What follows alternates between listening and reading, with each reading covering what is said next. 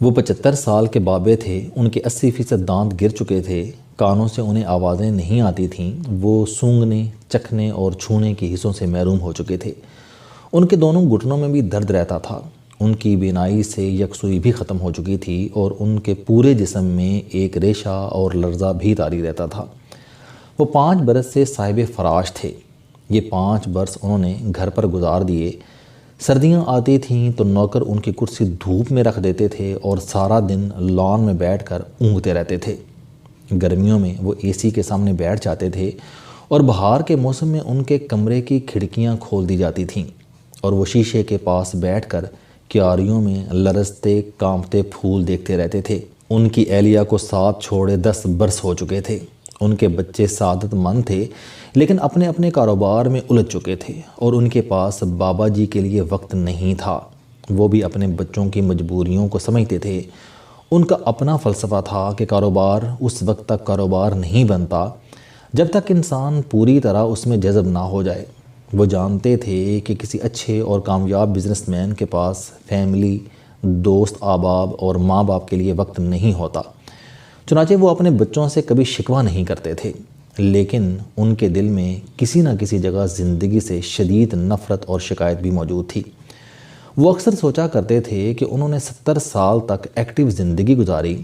انہوں نے ایک چھوٹی سی دکان کو 6 فیکٹریوں اور 3,112 روپے کے اکاؤنٹ کو 2,80,40,40,390 روپے کے بینک بیلنس میں بدل دیا تھا۔ لیکن پھر جو ہی ان کی زندگی نے 70 سال کی دہلیز پر قدم رکھا تو ان کی ساری ایکٹیویٹی یکدم ختم ہو گئی اور وہ بیکار ہو کر گھر بیٹھ گئے۔ کیوں؟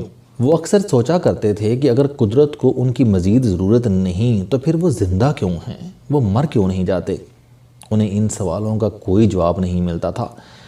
لیکن پھر پچھلے دسمبر کی دھوپ آئی، وہ لان میں بیٹھے، عصر کے وقت انہوں نے آسمان کی طرف دیکھا اور اپنے اللہ سے پوچھا، یا پروردگار میں کیوں زندہ ہوں؟ اور یہ وہ وقت تھا جب گمان اللہ کا جواب بن کر ان کے دل پر اترا۔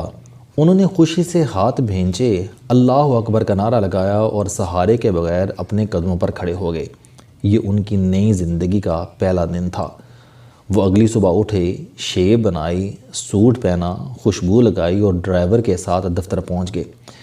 انہیں دفتر میں دیکھ کر تمام لوگ حیران رہ گئے۔ انہوں نے دفتر میں ایک چھوٹا سا کیبن لیا، اس میں بیٹھے اور اپنے ذاتی اکاؤنٹ کی تفصیلات طلب کر لیں۔ ان کے اکاؤنٹ میں 22 کروڑ روپے تھے۔ انہوں نے کمپنی کے انجینئرز کو بلوایا، ٹھیکیداروں اور نقشہ نویسوں کو طلب کیا اور شہر کے مسافات میں ایک چھوٹی سی فیکٹری لگانے کا حکم دے دیا۔ یہ فیکٹری ایسی جگہ لگائی جا رہی تھی جہاں کچی آبادیوں کی بھرمار تھی، جہاں بجلی، سیوریج، ٹیلی فون اور گیس نہیں تھی اور جس جگہ سڑک بھی موجود نہیں تھی۔ بابا جی کا یہ فیصلہ بم بن کر گرا اور کمپنی کے عہدیداران سمیت ان کے تمام بچے پریشان ہو گئے۔ ان لوگوں کا خیال تھا کہ بابا جی سٹھیا گئے ہیں۔ یہ بات زیادہ غلط نہیں تھی، کیونکہ پوری دنیا میں فیکٹریاں لگانے کے چند پکے اصول ہیں۔ دنیا کا ہر صنعت کار ایسی جگہ فیکٹری لگاتا ہے جہاں سڑک ہو، جہاں بجلی ہو، گیس، ٹیلی فون اور سیوریج لائنیں موجود ہوں اور جہاں کے لوگ مہذب ہوں۔ پاکستان جیسے ممالک میں صنعت کار کچی آبادیوں کے قریب سرمایہ کاری نہیں کرتے، کیونکہ وہاں سیکیورٹی، لا اینڈ آرڈر اور سہولتوں کا فقدان ہوتا ہے، اور یہ تینوں چیزیں سرمایہ کاری کی دشمن ہیں۔ بابا جی نے خود بھی زندگی بھر ان اصولوں کا خیال رکھا تھا۔ وہ کبھی گیلی زمین پر پاؤں نہیں رکھتے تھے اور انہوں نے ہمیشہ محفوظ جگہوں پر سرمایہ کاری کی تھی۔ چنانچہ ایک ایسا شخص جسے لوگ زیرک اور چالاک سمجھتے ہیں، وہ اگر اچانک اپنے اصولوں کی خلاف ورزی شروع کر دے اور 22 کروڑ روپے جیسی خطیر رقم بے وقوفی کے تندور میں ڈال دے تو لوگ یقیناً اس کی ذہنی حالت کے بارے میں مشکوک ہو جائیں گے۔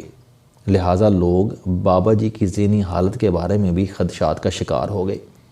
میں بابا جی اور ان کے بیٹے کا مشترکہ دوست تھا۔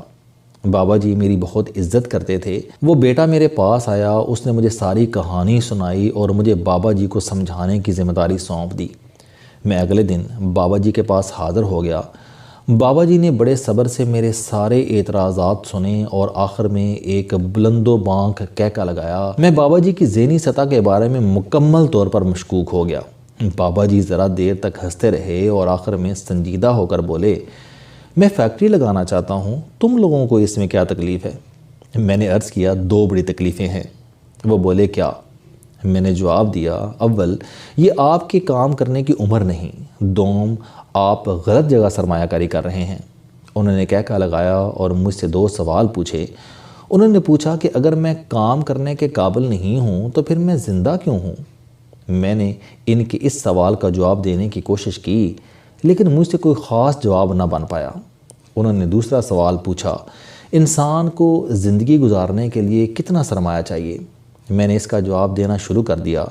ہم دیر تک انسان کی مختلف ضرورتوں اور ان ضرورتوں پر آنے والے خرچ کا تخمینہ لگاتے رہے۔ ہم نے 1 گھنٹے میں تخمینہ لگایا کہ پاکستان جیسے ملک میں مڈل اور اپر مڈل کلاس کا ایک شخص ذاتی زندگی پر اوسطاً 70 سے 80 لاکھ روپے خرچ کرتا ہے۔ بابا جی مسکرائے اور انہوں نے پوچھا، اس کا مطلب ہے کہ اگر اللہ تعالیٰ کسی انسان کو 80 لاکھ روپے سے زیادہ رقم دیتا ہے تو یہ زائد سرمایہ ہے؟ میں نے ہاں میں سر ہلا دیا۔ وہ بولے، اور اللہ تعالیٰ کا حکم ہے کہ جو چیز تمہاری ضرورت سے زائد ہو وہ اللہ کی راہ میں خرچ کر دو۔ میں حیرت سے ان کی طرف دیکھنے لگا۔ وہ بولے، اگر تم ایک اور پہلو بھی دیکھو تو اللہ تعالیٰ ہمیں زندگی گزارنے کے لیے بے شمار صلاحیتیں دیتا ہے۔ وہ ہمیں جسم، دماغ اور روح دیتا ہے۔ وہ ہمیں ویژن، سوچ اور حوصلہ دیتا ہے۔ وہ بعض لوگوں کے مقابلے میں زیادہ جرأت، زیادہ بہادری، زیادہ ذہانت اور زیادہ معاملہ فہمی دیتا ہے، اور وہ بعض لوگوں کو 1 روپے سے 10,000 روپے بنانے کا ہنر دیتا ہے۔ یہ سارے ہنر، یہ ساری صلاحیتیں بھی بعض اوقات ہماری ضرورت سے زائد ہوتی ہیں۔ میں خاموشی سے سنتا رہا۔ وہ بولے، اللہ تعالیٰ ہمیں زندگی بھی بخشتا ہے اور بعض اوقات ہماری یہ زندگی بھی ہماری ضرورت سے زائد ہوتی ہے۔ مثلا تم مجھے دیکھو، میں نے اپنے سارے کام 60 سے 70 برس تک پورے کر لیے تھے، اور اس کے بعد کی زندگی مجھے زائد سی محسوس ہوتی تھی۔ میں خاموش رہا۔ وہ بولے کہ میں تمہیں اب بتاتا ہوں کہ انسان کا زائد سرمایہ، زائد صلاحیتیں اور زائد زندگی اللہ اور اس کے بندوں کی امانت ہوتی ہے، اور اگر ہم یہ زائد زندگی، زائد صلاحیتیں اور زائد سرمایہ اللہ کی راہ میں خرچ نہیں کرتے تو ہم اللہ کے گناہگار ہیں۔ میں خاموشی سے سنتا رہا۔ وہ بولے، مجھے اچانک ایک دن معلوم ہوا کہ میرے پاس بھی زائد زندگی، زائد صلاحیتیں اور زائد سرمایہ ہے، چنانچہ مجھے مرنے سے پہلے یہ ساری امانتیں اللہ کے بندوں کو سونپ دینی چاہیے۔ مجھے یہاں ان کے فلسفے میں تھوڑا سا جھول محسوس ہوا، چنانچہ میں نے فوراً ریئیکٹ کیا۔ میں نے عرض کیا، لیکن اللہ کی امانت لوٹانے کے لیے فیکٹری لگانا تو ضروری نہیں۔ انہوں نے کہہ لگایا اور بولے، مجھے یقین تھا کہ تم مجھ سے یہ ضرور پوچھو گے۔ بے وقوف بچے، اللہ نے مجھے فیکٹری لگانے اور کاروبار کرنے کی صلاحیت دے رکھی تھی۔ میں اسی کام کا ماہر ہوں، چنانچہ میں اللہ کے بندوں کو صرف اسی صلاحیت میں شریک کر سکتا ہوں۔